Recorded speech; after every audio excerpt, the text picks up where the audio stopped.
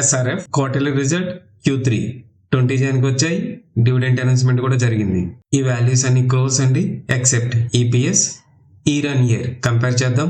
Total revenue from operation చూసుకుంటే 6.34% growth ఉండగా total income లో 5.92% గ్రోత్. ఎక్స్పెన్స్ లో చూసుకుంటే కేవలం 1.67% గ్రోత్ ఉంది. Profit before exceptional item and tax ఇక్కడ మీకు 42.37% గ్రోత్ అయితే కనిపిస్తుంది.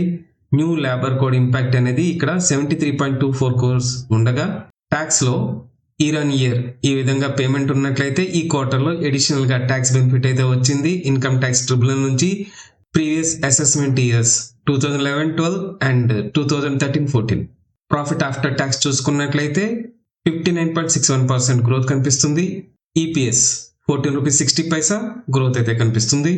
ఇప్పుడు వాల్యూ క్వార్టర్ చూద్దాం. Total revenue from operations approx 2% growth. Total income 2.02% growth. Total expense చూసుకుంటే 2.1% growth. Profit before exceptional item and tax చూసినట్లయితే 1.52% గ్రోత్. ప్రాఫిట్ ఆఫ్టర్ ట్యాక్స్ చూసినట్లయితే quarter 11.46% growth.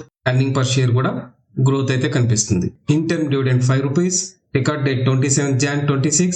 Update miss కాకుండా ఉండాలంటే ఛానల్ సబ్స్క్రైబ్ చేయండి, బెల్ ప్రెస్ చేయండి, video నచ్చితే like చేయండి, share చేయండి. Thank you.